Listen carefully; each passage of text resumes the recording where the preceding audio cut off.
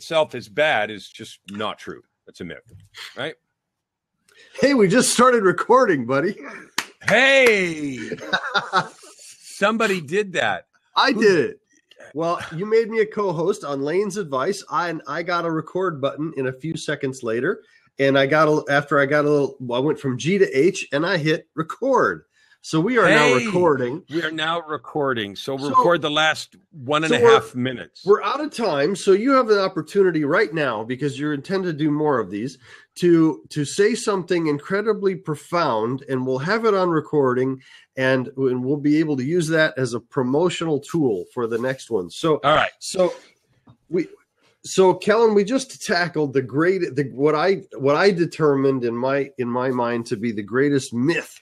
And right before we hit the record button, I said that I have heard 1,000,000 times that money is the root of all evil, and that we extension of that then that it's easier for a camel to pass through the eye of a needle than a rich man to be blessed into heaven, right? And we said that we'll sum that up, that money is somehow bad, that it's evil, that it's the source of badness. What say ye to this, sir? So here's what I say to close this out. Two things, one funny and one serious. The funny one is, if anyone out there thinks that money's bad and you don't want yours, why, we'll take it. Okay. Here, I'll put my PayPal into the comment box. We'll take it, and I promise to do good stuff with it. But here's the truth.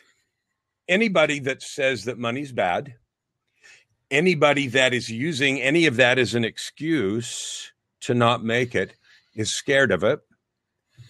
They're afraid to do the things that they pretend that they would do if they had a lot. They spout a good game about nice things, and they're liars. Money's easy to make, and it's good to make. Big piles, great amounts to do good things. And if you don't know how, then you need to figure it out. And if you want help, Sean can help you. I can help you. There's help all over the place to change your money story. That mythological nonsense that you pretend is in the way when it's really just your fear. So we're going to do 4 more of these, and hopefully we'll do a better job with the techno babble those times than we did today. I have my noob hat on. I have my dunce caps right here. And props to Elaine for that last minute of recording. So give us one more thing, Kellen. We'll wrap this up. Give us an actionable thing. Let's say I only have a tiny bit of money.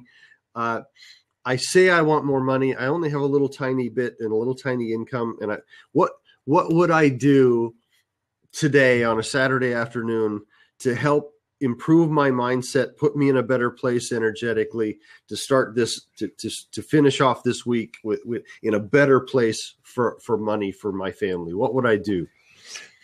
The first thing to do is to make a list of where all your time goes.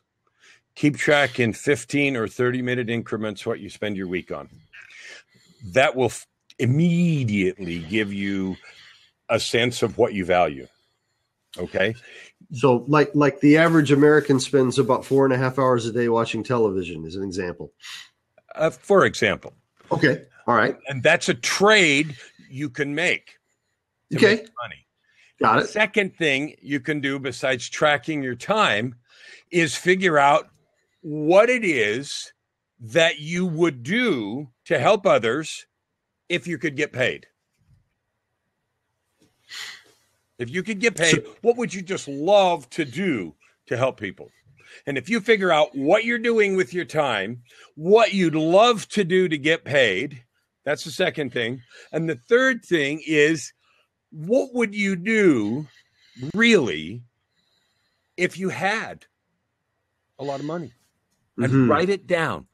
And I don't mean vacations and a bunch of crap.